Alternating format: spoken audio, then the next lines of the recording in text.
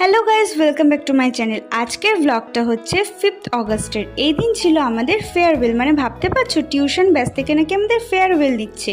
যাই হোক, as usual আমরা দাদার বাড়ি পৌঁছে গিয়েছিলাম এবং প্রীতি ধুয়ে নিচ্ছিল হাত, তাও আবার কি থেকে, গাছের পাতার জল থেকে।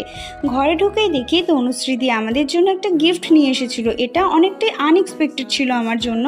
যাই হোক, সেখান থেকে এই পারফিউমটা আমি বেছে নিয়েছিলাম, আর এটা ছিল দাদার গিফট, যেখানে ছিল একটা হ্যান্ড ওয়াচ, একটা পারফিউম আর একটা হাতে বানানো কার্ড। আর তনুশ্রীদি যেহেতু না জানিয়ে গিফটটা এনেছিল, তাই আমি তনুশ্রীদিকে দিয়েছিলাম একটা ফুল। আর তখনও পর্যন্ত প্রীতি পারফিউমই চুজ করে যাচ্ছিল।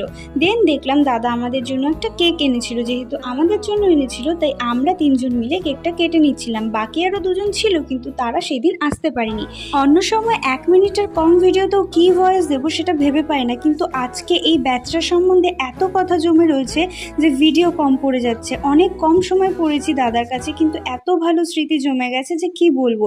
সব ভালো কিছুই অনেক তাড়াতাড়ি শেষ হয়ে যায়। আর এখানে আমি দেখাতে চাইছিলাম, বাড়ির কেক হোক বা বাইরের কেক, কেকের ওপরের ক্রিম আর চকলেট সবসময় আমিই খাই।